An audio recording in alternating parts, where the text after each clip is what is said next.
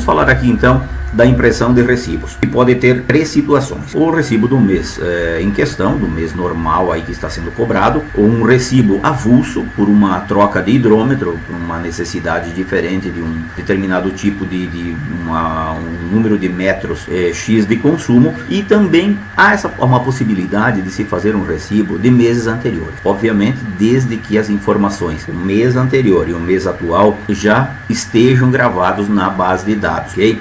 Então aqui nós digitamos o mês, chamamos o condômino, digitamos o mês de novembro, hoje estamos no dia 15 e tal, mas chamamos aqui o mês de novembro de 2015, estamos simulando que estamos ao final do mês e iremos fazer a cobrança de novembro. Então, eu já trouxe aqui automaticamente novembro de 2015 e o anterior, obviamente, é 10 de 2015. Com Enter aqui, mudamos o campo para a leitura atual, um campo obrigatório, tem que ser inserido aqui algum dado. Então, vamos supor aqui 865. A partir disso, deu aqui o consumo, o valor, o recibo está pronto, está trazendo aqui a importância, está tudo certinho aqui. Se houvesse uma chamada de capital, é só vir aqui e inseri-la, estaria já cobrando. O consumo normal, desconto e multa, um campo, chamada de capital constaria aqui, para a pessoa, o condômino também estar sabendo de que houve uma chamada de capital. Vamos desconsiderar isso no momento. Bem, tudo estaria correto, até aqui seria só pegar aqui e imprimir. O primeiro caso do recibo está certo, mas vamos supor que o hidrômetro ao longo do mês tenha sido substituído aí por algum problema. Digamos então que o hidrômetro seja novo e tenha zero. Bom, nós neste caso não temos aqui, o recibo acabou saindo zerado.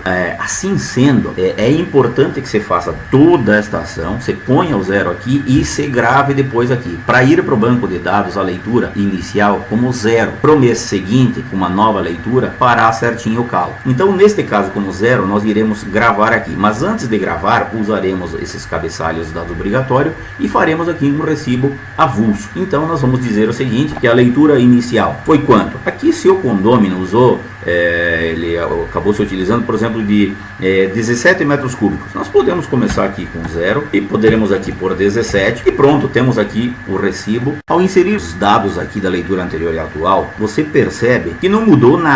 Aí pode parecer estranho no primeiro momento. Por quê? Porque como nos campos aqui acima foram preenchidos todos os campos obrigatórios, se eu clicar em imprimir, ele vai imprimir os dados. Então, quando eu inserir mais dados aqui embaixo, ele está entendendo que ainda está valendo o primeiro recibo. Então, para mim vir e imprimir aqui não tem sentido, está zero aqui e tal, porque está pegando esse de cima. Mas se eu clicar aqui para imprimir, ele vai dizer que tem que marcar a caixa de opção do recibo avulso. Por quê? É aquilo que eu recém falei.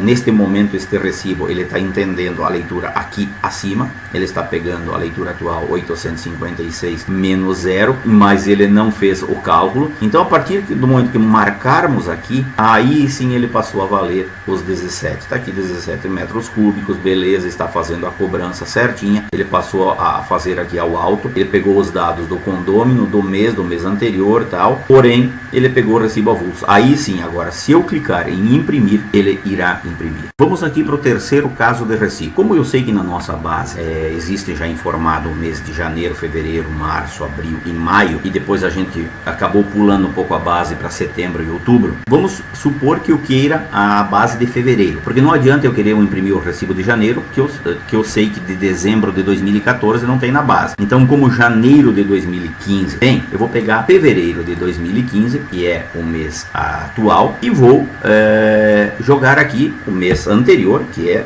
janeiro de 2015. Eu quero imprimir o recibo de fevereiro deste ano aqui do condômino Ademir.